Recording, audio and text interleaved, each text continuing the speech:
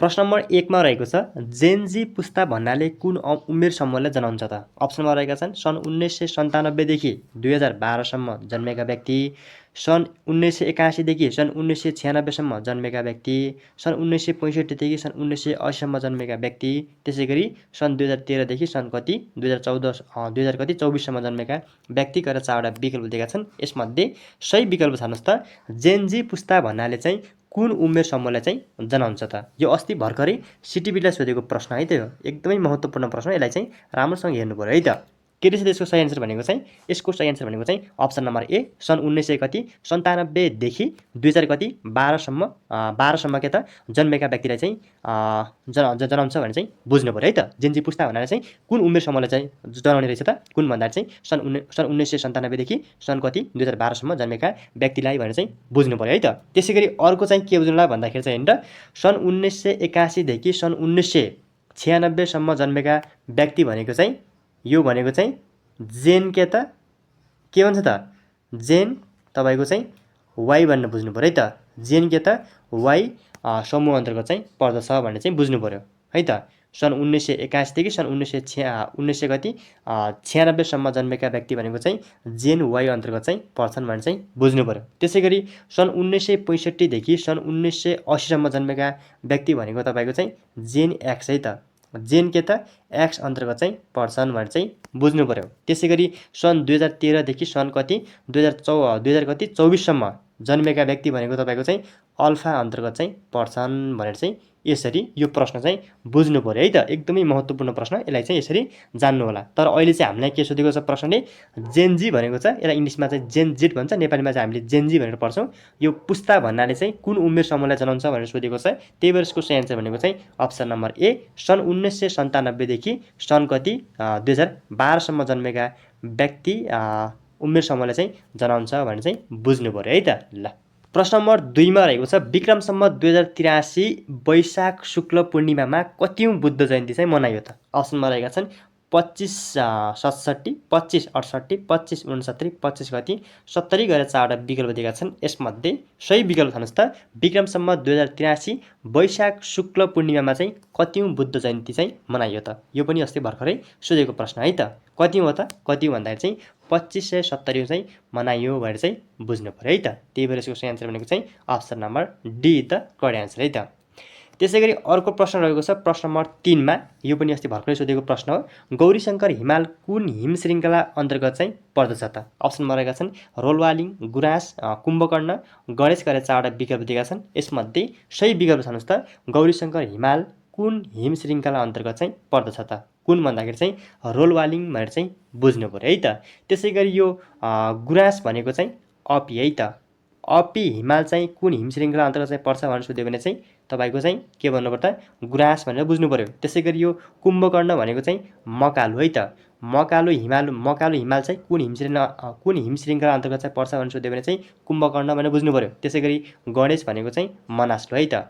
मनास्लु के त कुन हिम श्रृङ्खला अन्तर्गत चाहिँ पर्छ भनेर सोध्यो भने चाहिँ के भन्नु त गणेश भनेर चाहिँ बुझ्नु पर्यो है त। ल प्रश्न नम्बर 4 मा रहेको छ भित्री मधेसमा पर्ने जिल्ला तलका मध्ये चाहिँ कुन हो त? अप्सनमा रहेका छन् कपिलवस्तु, सुनसरी, रूपन्देही, उदयपुर गरेर 4 वटा विकल्प दिएका छन्। यसमध्ये सही विकल्प छान्नुस् त भित्री मधेसमा पर्ने जिल्ला तलका मध्ये चाहिँ कुन हो त? कुन हो भन्दाखेरि तपाईँको चाहिँ उदयपुर भनेर चाहिँ बुझ्नु पर्यो। यो त तपाईँहरूले बुझिहाल्नुहुन्छ है त।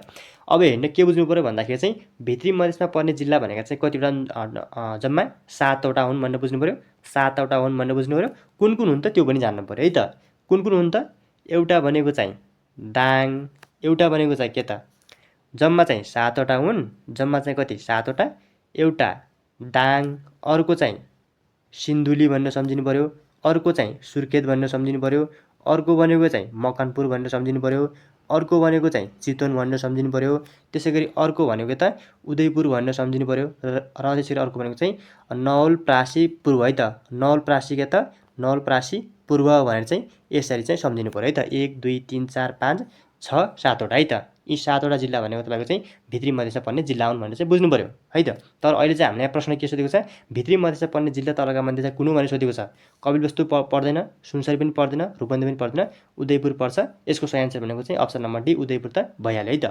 अब त्योभन्दा पनि तपाईँले चाहिँ हेर्नु अर्को चाहिँ के बुझ्नु भन्दाखेरि चाहिँ सबैभन्दा ठुलो जिल्ला, भित्री मधेस सबैभन्दा ठुलो जिल्ला भनेको चाहिँ कुन त, दाङ हो भनेर सम्झिनु पऱ्यो। त्यसै गरी सानो भनेको चाहिँ कुन त फेरि, सानो भनेको तपाईँको नवलपरासी पूर्व भनेर चाहिँ सम्झिनु पऱ्यो है त। यो पनि जान्न राख्नुलाई, यो पनि इक्जाममा चाहिँ धेरै पटक चाहिँ सोधेको छ है त। ल प्रश्न नम्बर 5मा रहेको छ विश्वव्यापी कार्बन उत्सर्जनमा नेपालको हिस्सा चाहिँ कति प्रतिशत रहेको छ त। अप्सनमा रहेका छन् करिब 0.1, करिब 0.5, करिब 1, करिब कति 2% गरेर 4वटा विकल्प दिएका छन्। यसमध्ये सही विकल्प छान्नुहोस् त, विश्वव्यापी कार्बन उत्सर्जनमा नेपालको हिस्सा चाहिँ कति प्रतिशत रहेको छ त। कति भन्दाखेरि चाहिँ करिब कति 0.1% भनेर चाहिँ बुझ्नु पऱ्यो है त। सबैभन्दा बढी कार्बन उत्सर्जन गर्ने देश भनेको फेरि कुन हो त, चीन हो भन्ने बुझ्नु पऱ्यो। यो पनि एकदमै इम्पोर्टेन्ट है त। सबैभन्दा के त बढी कार्बन उत्सर्जन गर्ने देश भनेको चीन हो।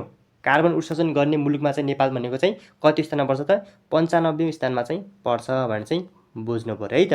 तर अहिले चाहिँ हामीलाई के सोधेको छ, विश्वव्यापी कार्बन उत्सर्जनमा चाहिँ नेपालको हिस्सा चाहिँ कति प्रतिशत रहेको छ भनेर सोधेको छ। त्यही भएर यसको सही आन्सर भनेको चाहिँ अप्सन नम्बर ए करिब 0.1% द करेक्ट आन्सर है त। यो पनि अस्ति भर्खरै सिटिबिटलाई सोधेको प्रश्न है त। ल प्रश्न नम्बर 6मा रहेको छ देहायका मध्ये आसियान र बिमस्टेक सबै सङ्गठनको चाहिँ सदस्य राष्ट्र चाहिँ कुन हो त। अप्सनमा रहेका छन् बङ्गलादेश, भुटान, श्रीलङ्का, म्यानमार गरेर 4वटा विकल्प दिएका छन्। यसमध्ये सही विकल्प छान्नुहोस् त, देहायका मध्ये आसियान र बिमस्टेक सबै सङ्गठनको चाहिँ सदस्य राष्ट्र चाहिँ कुन हो त। कुन हो भन्दाखेरि चाहिँ म्यानमार भनेर चाहिँ बुझ्नु पऱ्यो है त। बिमस्टेक र के त, आसियान र बिमस्टेक, आसियान र के त बिमस्टेक दुवैको सदस्य राष्ट्र भनेको तपाईँको चाहिँ 2वटा छन् है त।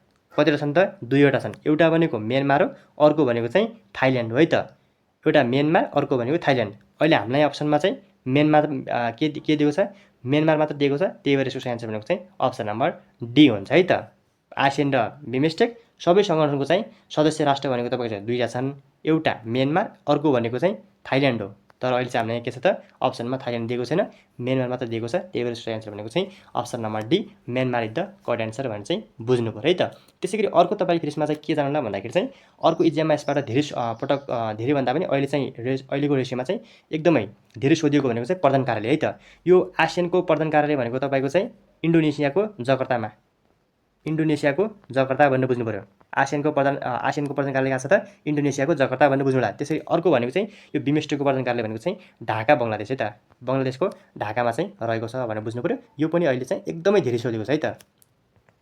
यो के र तपाईँको चाहिँ बिमस्टेकको चाहिँ के त कहाँ हो त प्रधान कार्यालय भनेको चाहिँ बङ्गलादेशको ढाका भनेर चाहिँ यसरी यो प्रधान कार्यालय पनि सम्झिनु पऱ्यो है त। ल प्रश्न नम्बर 7मा रहेको छ संयुक्त राष्ट्रसङ्घको आधिकारिक भाषा देहायका मध्ये कुन होइन त। अप्सनमा रहेका छन् जर्मन, स्पेनिस, फ्रेन्च, चाइनिज गरेर 4वटा विकल्प दिएका छन्। यसमध्ये सही विकल्प छान्नुहोस् त, संयुक्त राष्ट्रसङ्घको आधिकारिक भाषा देहायका मध्ये कुन होइन त। कुन भन्दाखेरि चाहिँ जर्मन चाहिँ होइन भनेर चाहिँ बुझ्नु पऱ्यो है त।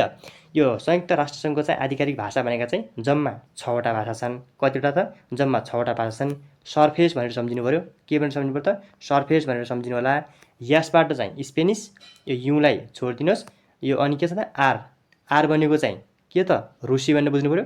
यबाट फ्रेन्च, अबाट अरबी, त्यसै गरी यो सीबाट चाहिँ के त, सीबाट चिनिया भनेर बुझ्नु पऱ्यो। ईबाट चाहिँ इङ्ग्लिस अथवा तपाईँको चाहिँ अङ्ग्रेजी भनेर चाहिँ सम्झिनु पऱ्यो है त। यसरी तपाईँको चाहिँ संयुक्त राष्ट्रसङ्घका चाहिँ आधिकारिक भाषा भनेका 6वटा छन्।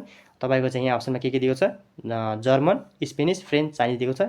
स्पेनिस पनि हो, फ्रेन्च पनि हो, चाइनिज पनि हो, तर के त जर्मन चाहिँ होइन। त्यही भएर सही आन्सर भनेको चाहिँ option number a German is the correct answer है त। प्रश्न नम्बर 8मा रहेको छ जैविक विविधता अन्तर्गत देहायका कुन प्रणाली पर्दछ त। अप्सनमा रहेका छन् वंशाणुगत, अनि प्रजातीय, पारिस्थितिक, माथिका सबै गरेर 4वटा विकल्प दिएका छन्। यसमध्ये सही विकल्प छान्नुहोस् त, जैविक विविधता अन्तर्गत देहायका कुन प्रणाली चाहिँ पर्दछ त। यसको सही आन्सर भनेको चाहिँ अप्सन नम्बर डी माथिका चाहिँ सबै पर्छन् भनेर चाहिँ बुझ्नु पऱ्यो है त। यो पनि अस्ति सोधेको प्रश्न है त। प्रश्न नम्बर 9मा रहेको छ इकोलोजिकल पिरामिड शब्द पहिलोपटक प्रयोग गर्ने व्यक्ति चाहिँ को हुन् त। अप्सनमा रहेका छन् कार्ल ट्रोल, चार्ल्स इल्टोन, त्यसै गरी एजी टान्सली, यो विल्सन गरेर 4वटा विकल्प दिएका छन्। यसमध्ये सही विकल्प छान्नुहोस् त, इकोलोजिकल पिरामिड शब्द पहिलोपटक यता प्रयोग गर्ने व्यक्ति चाहिँ को हुन् त, को हुन् त।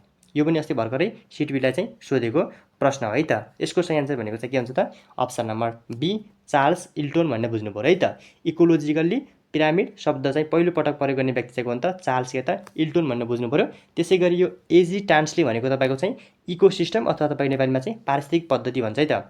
इकोसिस्टम है त, इकोसिस्टम शब्दको चाहिँ के त पहिलोपटक प्रयोग गर्ने व्यक्ति भनेको हो त एजी टान्सले भनेर बुझ्नु पऱ्यो है त। इकोसिस्टम र नेपालीमा चाहिँ पारिस्थितिक पद्धति भन्छ है त। त्यसै गरी इओ विल्सनले भनेको तपाईँको चाहिँ जैविक विविधता शब्द है त। जैविक के त विविधता शब्दको जैविक के त विविधता शब्द चाहिँ पहिलोपटक प्रयोग गर्ने भनेर चाहिँ को हो त फेरि यो विल्सन भनेर चाहिँ बुझ्नु पऱ्यो है त। अहिले चाहिँ हामीलाई के सोधेको छ, इकोलोजिकल पिरामिड शब्द चाहिँ पहिलोपटक प्रयोग गर्ने व्यक्ति चाहिँ कोन भनेर सोधेको छ।